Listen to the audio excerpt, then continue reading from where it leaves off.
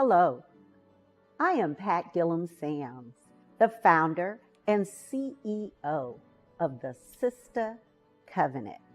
What is the Sister Covenant? It is a platform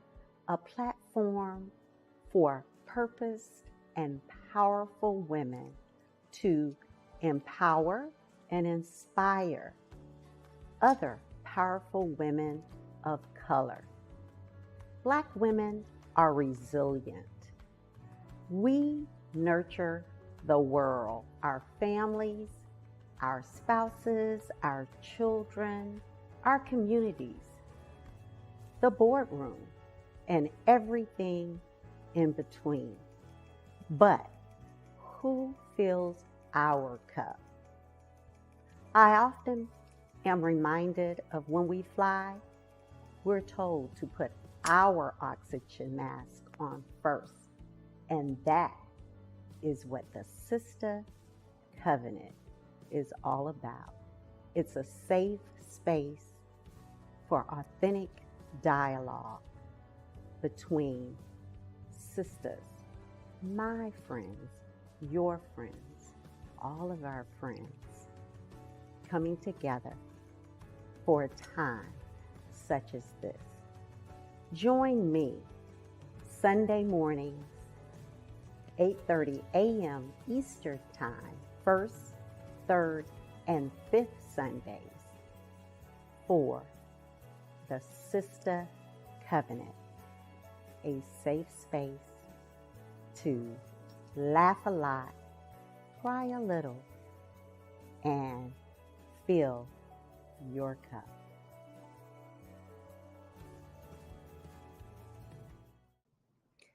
Good morning, great Sunday morning. Happy New Year. Welcome to 2023. It is amazing that we are here, but we are so blessed. And on behalf of the entire Sister Covenant staff, I am humbled to be in your home. And I think this is the third New Year's Day that we have spent with you. So thank you for spending it with us. And thank you for continuing to be on this journey. Not just spending your time on a Sunday morning, first, third, and fifth Sunday for no purpose, but being empowered, being enlightened, and receiving knowledge that hopefully you can share with others. So we encourage you, we beseech you to share what you get, those nuggets you gain by being here with us on first, third, and fifth Sundays here at the Sister Covenant. You can go back and watch or share any of our podcasts. Back to our first one on November 1st, 2020. They live on YouTube, Facebook, and any of the podcast platforms that you normally get your podcasts: Spotify, Apple Podcasts, and Amazon. So please share that knowledge and empower all of the women, all of the sisters in your circle. We encourage you to be a part of the Sister Circle so we can push information out to you. It's really easy. All you have to do is open Facebook or your smartphone or computer, search the Sister Covenant, find the Groups tab, click on the group title, the Sister Circle, click Join the Group, and your requests will be accepted shortly. That is the way you will stay in the know with the Sister Covenant. Also, we are so excited to launch our 2023 sponsorship campaign with all of my sisters. Those that you've seen in our videos at the front of the podcast, and those friends, those sorority sisters and ride or die sisters for 20, 30, 40 years. Please contact us at keepers at the Sister Covenant. If you want to join us being a sister's keeper or a sustaining sister, join us in empowering women all around the country. I want to share the names of our sisters keepers and our sustaining sisters that again have been with us over the journey. This month, January, we will have the Sister Accord, and you will hear from my dear sister, Sonia Jackson Miles, here in a moment, talking to you about the Sister Accord. But of course, we have Brenda Jackson, New York Times bestselling author, who is one of our sisters keepers. Brown Girls in the Boardroom, Melissa Fulmore Hardwick, who is a dear, dear friend of mine and the founder of Brown Girls in the Boardroom. Sister Accord, Sonia Jackson Miles, who you will hear from here momentarily. And of course, my own heart, the Legacy Group, featuring the Legacy League. So now, join me as we hear from, again, my dear friend who was with us just last month talking about random acts of kindness. Let's hear from Sonia Jackson Miles and the Sister Accord.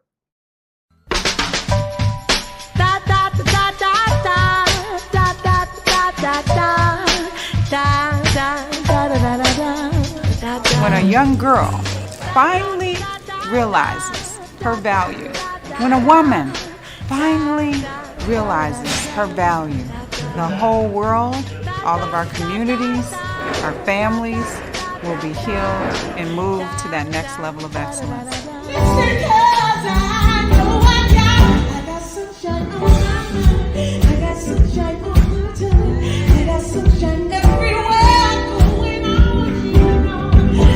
Sunshine when it hurts and when nothing seems to work.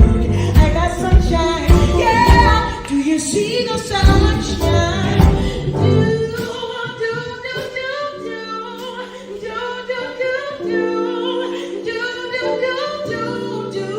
Let me hear you say. Just a beautiful, beautiful soul and doing some amazing work here all over the continent, but also outside of America, doing major work all over the world. And again, those sustaining sisters, my ride or die, those ladies are my heart. And I thank you, thank you, thank you. There they are right there on the screen. Again, Sisters for Life. Now, I am over the moon excited.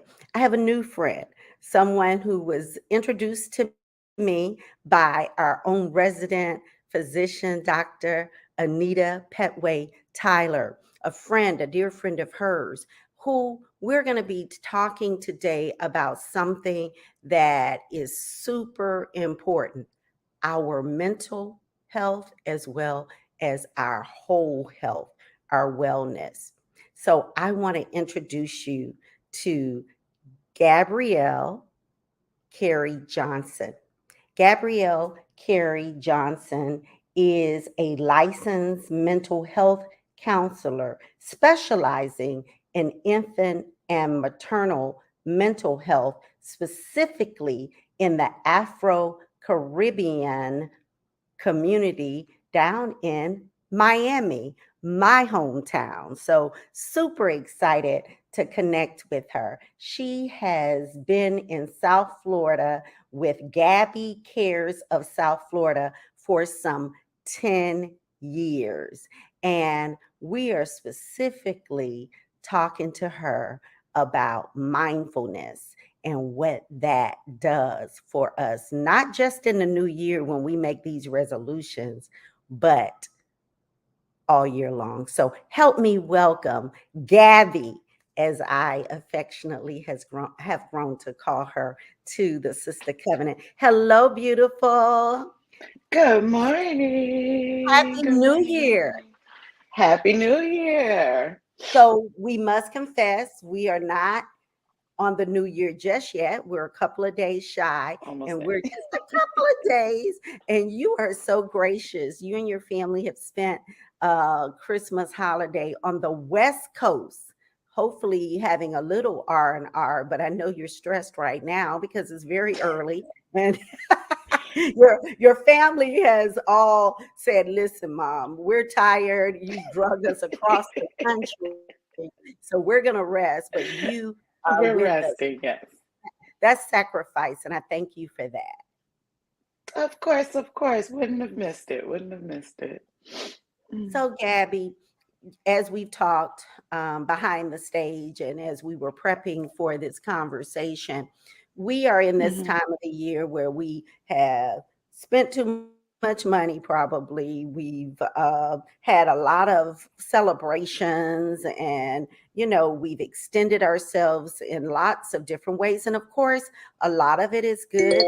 Sometimes people are a little sad around this time of year, Mhm. and others look to Mhm. the new year and say, okay, I'll start it and I'll make these resolutions. I told you I'm going to lose weight and we're going to save more money and we're going to do all of these things. But Mhm. how does that maybe play out in some negative ways when we set ourselves up like that?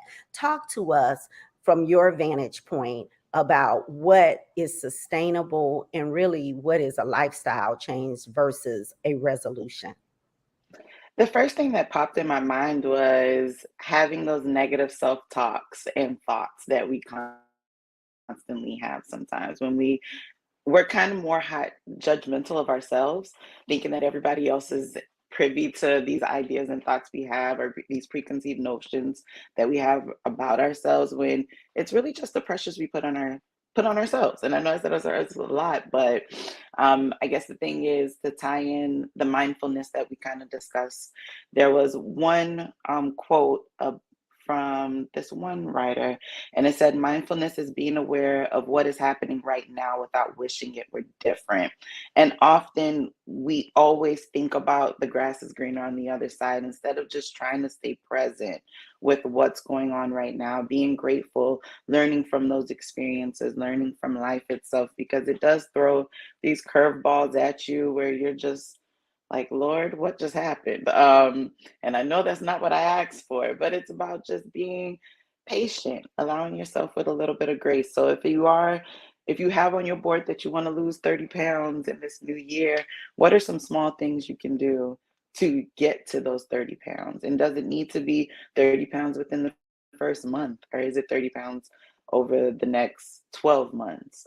But we also know that it is about a lifestyle change. So is it changing up our diet? Is it adding and incorporating walks in there? Is it spending more time and just going to the beach with your children and just letting them play and you walk with them and you getting more active? So it's just finding little pockets of things that you can change, just small changes. Gabby, you said something in there that I picked up on grace. I think we Hmm. sometimes, and I'll just speak for myself, we beat ourselves up. We Hmm. go out to dinner and we said we wanted to lose the weight. I want to lose weight, but I go out to a favorite place with my friends, my girlfriends, and I walk away having eaten double or more than what I should have, or I feel I should have, or I had that chocolate cake and wine, whatever it is, and now I'm feeling guilty. So what's the point? Grace.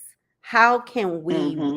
really genuinely say, I have tomorrow? How do I build in grace? How do I again make it a sustainable event as opposed to a one-time event? I got to check this box, and if I didn't check it correctly, I've missed the mark. To me, it's honestly just slowing down and realizing that mistakes happen, slip ups happen. I think the main thing that popped up was, you know how when your children are learning how to pour milk into a cup and they knock over the cup, and it's either you're going to be super pissed or you're going to say, oh, this is a learning moment and this is what you should do differently. If you are beating yourself up about, or you're just not even beating yourself up, just coming down a little hard on, girl, you shouldn't have had that chocolate cake at dinner. Just reminding yourself that it did bring you pleasure. It did, it did make you feel some kind of way at that moment. And maybe next time it's not eating the whole cake, you share it with your girlfriends. Or maybe it's instead of having both choosing one or the other, but still saying that, you know what, you're still on the right track to doing or accomplishing the goals that you want to accomplish. I've said here often, and probably the last couple of Januaries, certainly this past May, with it being Mental Health Awareness Month, I've Hmm. featured um, individuals such as yourself to talk to us about mental health and wellness. When I think about where we are in our country and the negative rhetoric that we hear all the time, it can be so overwhelming and draining. Hmm. What what suggestions? We talk about it, but we kind of throw our hands up and say, I can't do anything. I can't help this situation. We see more suicides, or maybe they're not more. I don't know the statistics, but it seems like they're more, it's an epidemic in my mind, and that's what I've labeled it in our Hmm. community more than I've ever known. Certainly not when I was 20, 30 years old. And that's what I'm seeing, a lot of younger individuals just be at a place of hopelessness. Tell us what Hmm. tips, what tactics. You talked about everything from maybe walking on the beach with your little one, but if I'm 20, 30 years old and life is happening and it's happening quickly, what do you say to those family members that are just seemingly not able to manage it all? I do see that there is a new, I don't want to say trend. It is a higher number right now. I think because of following COVID and then the access compared to a couple years ago, everything is being shown on the social media. Oh my gosh. And I said the social media because it is the social media. Um, I don't think, I don't have the numbers in front of me, but as far as the suicide rates in our communities, but I will say that we got to let go of this. hmm, Not pride, not ego, but allowing others to help, allowing others to be there for you. And even if you can't, finding a way that you're able to open up to somebody you do trust, somebody you do care about. And the people receiving it have to be open to hearing it as well. And I know that is very, very, that could be a lot, right? That could be hard for a lot of us. But some of those things that I do say is rest. I've had a couple of clients where it was too much. I had one in particular that I'm thinking of. Um, she had just lost her father, very hard. Work was another thing. In your mind, you think by 30 you'll be married with children, and that wasn't the case for her. So it was really hard, very deep depression and so forth. And it really was about this pride that she had of, no, I have to keep going, and realizing, no, you don't. You need to slow down. You need to listen to your body. A lot of times the headaches will come in, the backaches will come in, the aches and pains, the physical aches and pains because of your emotional aches and pains. And it's really about just slowing down, taking time off. You got FMLA. I tell people all the time, use it. Use it, use it, use it. Even if it is that you want to just lay in bed for a little bit, watch some TV, do some therapy, go to church, whatever your vice is as far as support. And if it is that you need to go back home and be around loved ones, people that actually care about you, and just hear what they're saying. With this one particular client, she did go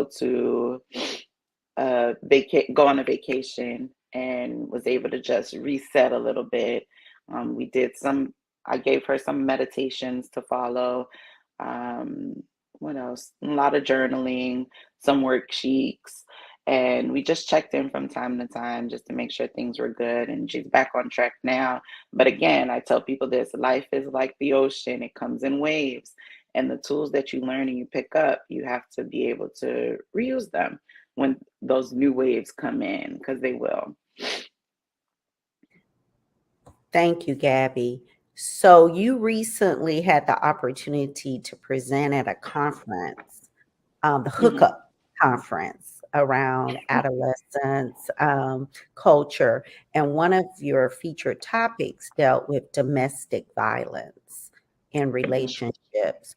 And we heard during COVID that too was up, domestic violence, because people were home and people were together Hmm. and not necessarily were always in the same space. I know at the height of COVID, when we literally shut down the world almost 3 years ago, which is hard to even fathom that it's been You're 3 years right. that we have kind of been here. My two college age sons at the time came home. My husband was here working. We were all working. And if trying to be on Zoom meetings in one space isn't enough, it's all of it. It's managing all of it. Um, Tell us about that. We don't like to talk about that subject so much in the public, right? That's a little secret we keep. Help us about that topic, domestic violence. Um, Domestic violence and intimate partner violence are two things that I kind of did research a little bit in the beginning of my program.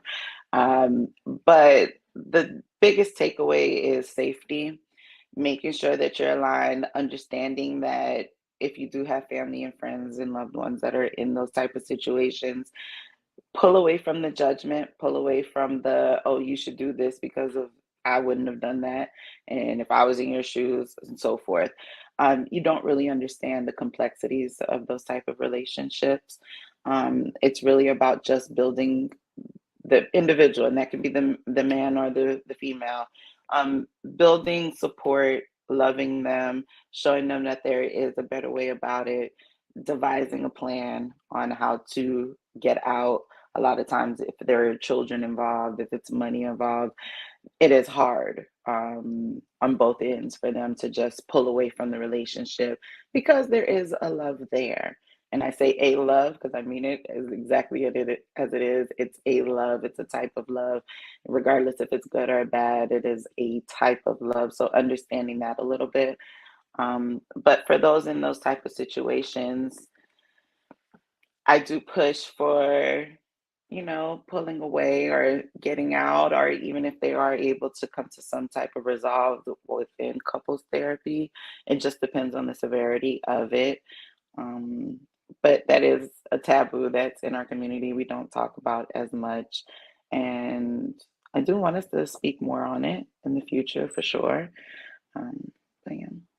So, if you have a girlfriend or a sister Mhm. or someone in your family that you sense something's not right, how do we approach that? What do you suggest to the family member to help in that situation?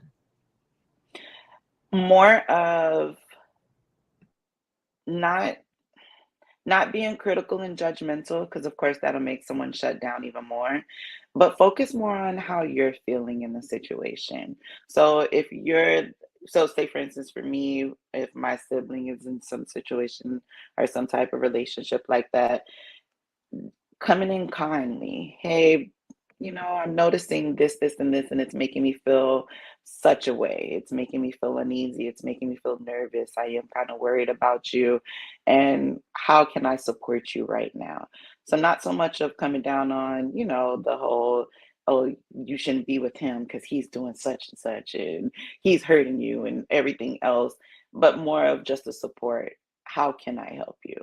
How can I see you through this? Because I don't like the way that I'm feeling about what I'm viewing and what it is that I'm seeing.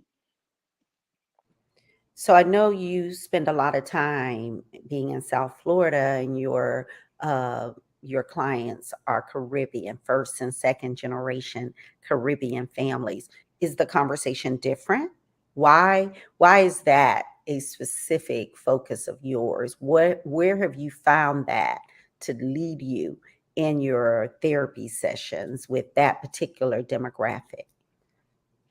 So I started off doing community mental health, and working with a lot of families within the community. So going into the homes and learning from them.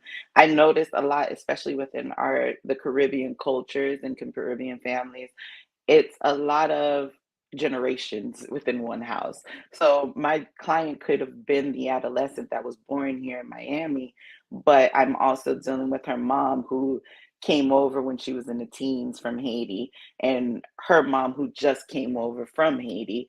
So it's all these different aspects in family. I would say not morals and values, but just like generational, oh my gosh, what is the word that I want to use? But like generational norms for them within the family that I had to learn to maneuver through, especially when it came to religion. I remember my first time being in a house in a Haitian American family's home, where at the beginning of the year, the mom she would do a fruit bath with the families, and valuing what they were doing. Of course, that's not my forte. Like I don't know anything about those type of rituals and stuff, but through that, I was able to learn more, and it was to bring fruits and labor to the family and joys and stuff. So it- I think it's very imperative when working with families to understand the cultural aspects behind everything, especially when you're dealing with so many different generations that have experienced different things. Even for me, my dad's from Jamaica, my mom's from Alabama, but I was born and raised here in Miami. So both of their experiences were completely different when it came to family upbringing and what what are our, like what are the things that we need to accomplish, and what are the things that they felt were they needed to accomplish compared to where we are right now. Well, we're homegirls, right? We have a rivalry. You Hmm. went to Northwestern, and I went to Miami Central, the home of the Rockets. Um, and I'm a little bit older than you. And when I was a little girl, I remember vividly when the Cuban Americans, or the Cubans at the time, were coming over, because they look different, they talk different, Hmm. their hair type, uh, texture was different, really more like mine, because Hmm. my family at the very same time had just moved into the suburbs out of Liberty City, out of the urban core, more into the suburbs. And my sister and I graduated from the same high school, Miami Central. And when she was there, the demographics of the school was pretty Caucasian. But 7 years Mm. later, really 6 years later, we're 6 years in graduation date. Um, it had morphed to more African American and Hispanic. And I remember saying to my mom at that moment, "Who are these people, mom? They don't talk like us, but they look more like us," my mom and I. Hmm. So it is different. And I applaud you, because people who don't have the fortune, I would say, of diversity in that way and learning about the other cultures paint us all with a broad brush. They're all black, or they're all people of color. Well, we all Hmm. have cultures. We all have, like you said, rituals, religious norms, and they are as important to us as anybody's culture Yeah. and norms are. So for you to delve into that, I think that is amazing, and I applaud you for that. Thank you, thank you. No, what you said, it brought me back to one of my Hispanic families, and every time I would go to see them and work with the family, they would always meet me with Cuban coffee, right? I used to love those sessions because they would set up with the Cuban coffee, but again, that was their family culture. So you're invited into the home, you're a part of the family. So they would set up a little a little board for me with all the little pastries and Cuban coffee, and we would just drink and talk and get to know each other and work through the challenges that the adolescent was going through. Because again, she was dealing with the same thing as well, trying to learn to assimilate within this culture now where she's not just a Hispanic, but they look at her like she's white and she's like, no, I'm not white. I'm not a Caucasian. I'm Hispanic. And then trying to, maneuver through those things. And with that family in particular, I had to get the buy-in from the grandmother, not even the mom or dad. So it was, it's just crazy amazing. And I'll say crazy amazing because culture plays an imperative point when working with families and understanding their view when it comes to mental health and finding a way that they're able to incorporate what they do know and learning new ways, like we've been saying, these new nuggets of change that can help to snowball into the overall change that we want to gain. Representation matters. That's the bottom line. You want to see people that look Mhm, like you, that you can communicate to, and people that you trust, and people that you feel mhm. have an empathy and a concern for you. And family is so important to our Correct. communities. So that is important. Mhm, So we hear about mindfulness. Mindfulness. mhm. What is contained in that word of mindfulness? Help us unpack that. Um, let's see. Mindfulness is just being intentional, and where you are directing your attention. Um, a little expert that I had was mindfulness is a reminder that there's a lot of joy that can be found in the now, and focusing on it can reduce our fears and worries about the past and future. Oftentimes, we are always planning for the future. We're reminiscing on what has or hasn't happened in the past, what we can do in the future, instead of just being present and allowing ourselves to just enjoy the current stance of where we are. Um, Another thing that comes up, especially when dealing with mindfulness, is enjoying the pleasant without holding on to when it can change or when it will change, and being with the unpleasant without fearing it will always be this way. So, how can we stay mindful in the thick of things, especially like if you are sad, if you are depressed, if you are anxious, if you're angry about something? How can you stay in the moment, in the present with that? So, how do we incorporate this in our daily life? Again, we talked about resolutions and we set ourselves up almost Mhm. for failure because we want to lose 25 pounds. I'll raise my hand, but I want it done tomorrow. Tomorrow. I need it done tomorrow because I got a New Mhm. Year's party, New Year's Eve, that's tomorrow. So it just needs to be gone. Well, that's not realistic. So how do Mm-mm. we incorporate mindfulness in our daily lives, in our daily walk? Okay, so some tips that I do give some of my clients is observe your life as it is happening, like an impartial witness. This means taking your life as it is, the good, the bad, and the in between, without judging your experiences or taking them personally.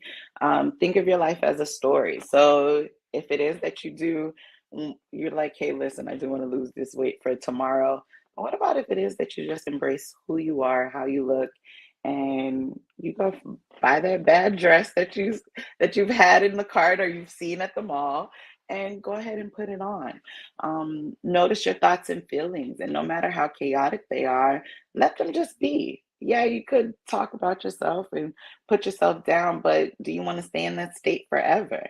Or do you want to just enjoy what's going on now and put on that dress and go have fun with your friends and family? So don't judge yourself, especially if they are negative, and practice acceptance. So accepting all of your thoughts, remembering that right now it is temporary, and if you really do want to lose those 30 pounds, in that gym, getting that trainer, but you got to do the extra step. One thing my dad always said is we ask God, like there's this one story, he says, the guy asked God to win the lotto. And he was just like, come on, God, why can't I win the lotto? Why can't I win the lotto? And then finally God came down to him and said, but you have to go buy the ticket. So it's about you and what steps are you going to take so you can go ahead and reach those goals as well. I love it. I love it. I love your quote. Would you share your quote by James Baldwin with us? Oh my gosh, which one is it? You Oh, say the I'll give you the quote. and I sent it to you. Yes. I'm like, wait, which one is it? Oh Lord. So, not Where everything that is faced can be changed, changed. Yes, but yes. nothing can be changed until it is faced. Hmm. That is so simple yet powerful. I think many times we just think, okay, if I just will it away, it'll go away. No, but if you face it, and I'm very spiritual, God will help you go through it. You just got to Hmm. believe and trust, but you got to face it. You got to do the work. And that's what I heard you say. Hmm. If I don't take anything else away, Gabby, about what you have shared with us today, is giving ourselves grace, but us showing up and doing the work. And, even if it's little bite size Hmm. moments that we spend being intentional. Yep. And I always remind people that it's always the small changes, the little things that you do that you're moving into some sort of change, even by calling and inquiring about services. If you do want to start therapy and you even set up a consultation just to get information, that's a small change. You are going in the right direction. So it's okay. Be compassionate. Do one thing at a time. And learn to let go of control. That is a huge thing. Just learning that even if you're in a tight situation and having that faith that things will work out, you're in the space, you're in a place where God has put you. And I know there's been a new thing now that everybody's like, God, I just want the soft life. Don't give me no more trials and tribulations. I'm no longer your soldier. But I know that's a joke because you're always going to be that soldier and you're always going to be able to work through things. It's just maybe it's finding something different, doing something different. And again, it's those small changes. So it's even if it is just changing your mindset on this hard task, so that you can move forward. But it's small mindset changes, shifts. Okay, Gabby, you hit something. I'm gonna let you go, I promise. But talk to that woman out there or whomever that is a controlling control freak. That's what they want to call us. But I am Mhm. that girl. I mean, it's like you just gotta have it done. I'll get it done. Just let me do it because I want it done right. So how do we have mindfulness? My husband is great. We are polar opposites. I am the one that's retired, but I'm the one like the Energizer bunny running around getting it all done. And he's taking Zen in the middle of the day. And I'm like, what are you doing? We got stuff to do. Blah, blah, blah, blah, blah, blah. Give me the to give me my A personality the tip that I need to incorporate, not just for 2023. Yeah, I'm putting you on the spot right here, right now. Give me the tip. Uh, whew. The biggest tip when it comes to us when we're trying to control and take over everything is, will it still get done if it's not just you? Learning to delegate, learning to step back, learning to give tasks to other people, and learning not to put so much on our plate. We often, and I think that just comes from our upbringing where we were the lock and key kids or the parentified children, where we did take care of our siblings and we took care of our parents from a younger age and so forth. But I think it's moving more into this soft life era that we're all speaking of, and allowing others to do stuff, allowing others to have a hand in the say on how we want things to go. Like, say, for instance, you're throwing a party for your friends or your sister or your cousin, and you're like, no, I want it this way, I want this, I want that. But the overall goal is for the party. So, what's wrong with your other sister taking care of the balloons and just letting them go ahead with it? It's more of just, I guess, take a step back and think about what is the overall goal, and do you have to do everything? Do you have to have your hands on all of it? And even if you take your hand off, will everything still flow and work out in the best way that it could? So, Okay, I don't know. Hmm.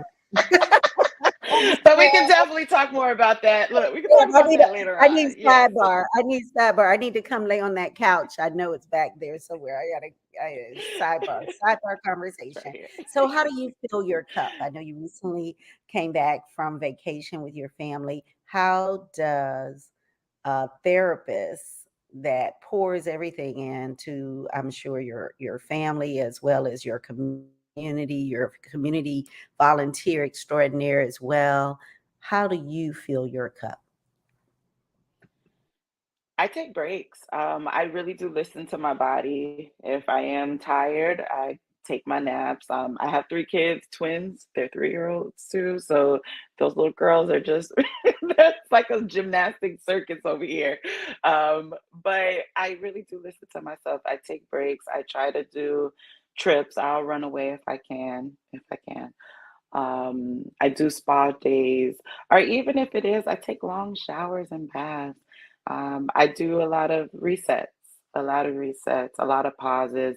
And the biggest thing, and that was my goal for this year, was boundaries and ensuring that I'm able to, not in a way to, disregard others or be disrespectful or whatnot, but just allowing others to understand, no, today is my day and I'll get back with you tomorrow, and being okay with that. I think that's the thing. A lot of times we don't do stuff because we're so privy in our minds of, oh, how are we going to hurt this other person, or how are we going to let this other person down, when if you just let them know straight up, like, listen, no, today is my day of rest, I'll get back with you tomorrow.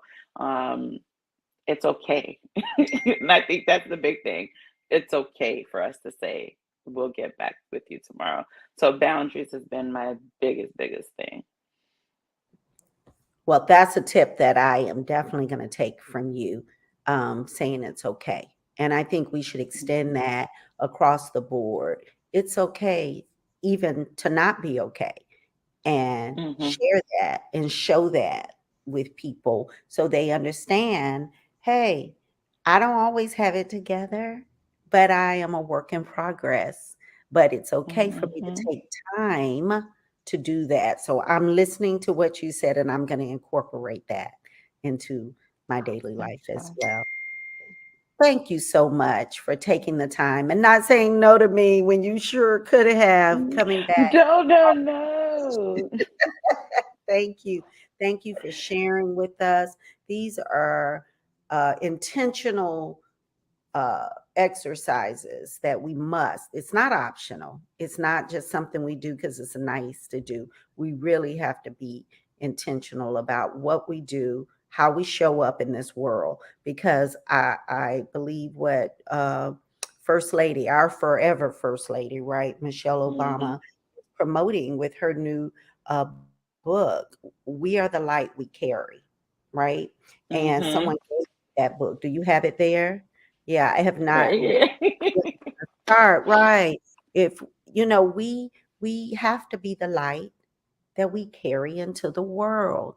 And if we can't Yep. show up whole, we can't show up present, we can't show up happy and healthy, how do we help others? How do we help Hmm. our loved ones, our children, our significant other, our spouse, our family, our girlfriends? How do we be that source and resource that everybody thinks we are if we're depleted. So we got to fill Mm-hmm. our cup, but we got to have the light inside of us. And in order to have that light, we must be what you say, intentional, and give ourselves grace. Mm-hmm. And give Mm-hmm. ourselves grace. Do you want to leave us with anything before we do our toast, our New Year's toast? Uh-oh.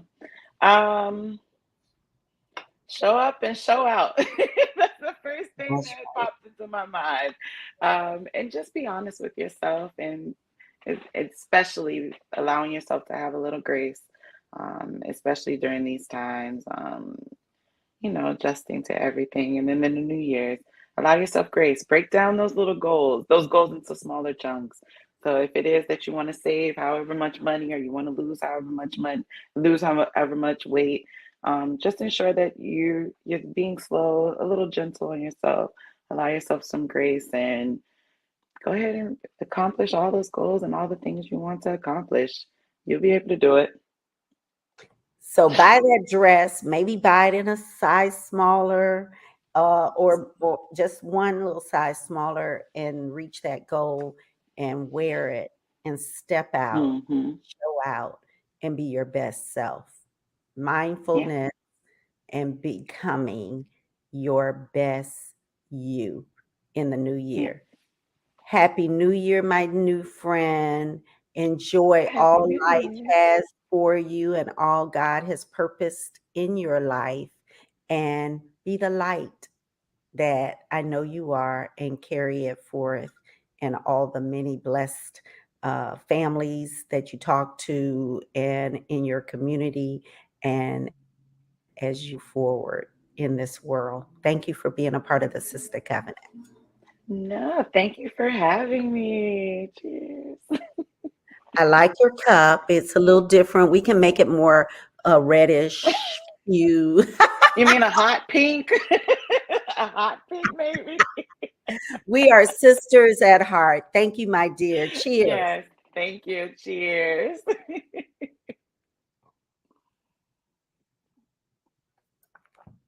I love her already. A beautiful soul, beautiful woman doing God's work as she talks with families and especially new mothers and helps them to become whole. So look for Gabby Cares in South Florida. Google her and go in and talk with her. She will help you be intentional and be mindful about what's most important in your life. Sisters, we are off to an amazing year. We are off to empowering more women all across this country and beyond.